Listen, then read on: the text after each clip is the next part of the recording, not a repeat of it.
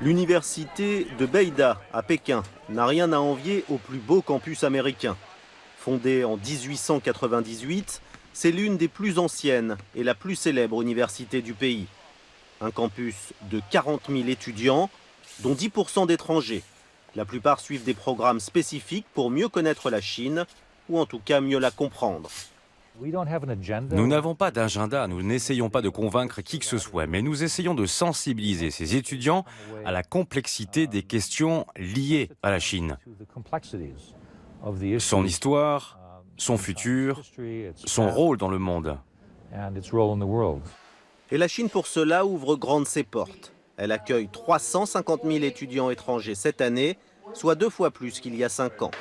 La Chine est désormais la 3e destination privilégiée pour poursuivre ses études à l'international, juste derrière les États-Unis et la Grande-Bretagne. C'est un vrai défi pour la Chine de savoir ce que cela va apporter au pays que d'accueillir autant d'étudiants venus du monde entier, ce que cela peut changer en termes culturels et pour la société chinoise. C'est simplement de la diplomatie, donc le fait qu'on soit choyé en Chine, je pense que la plupart d'entre nous leur rendront bien et qu'il y aura des ententes entre la Chine et le reste du monde. Ces 2 étudiantes françaises bénéficient d'une bourse de 4 ans du gouvernement chinois pour terminer leur doctorat en biologie. Car l'objectif de Pékin, c'est aussi d'attirer des talents venus du monde entier. La Chine nous donne une bourse parce que c'est dans son intérêt de pouvoir former des jeunes chercheurs étrangers, de pouvoir valoriser leur savoir-faire et leur formation pour pouvoir ensuite créer des collaborations entre des laboratoires chinois et des laboratoires étrangers.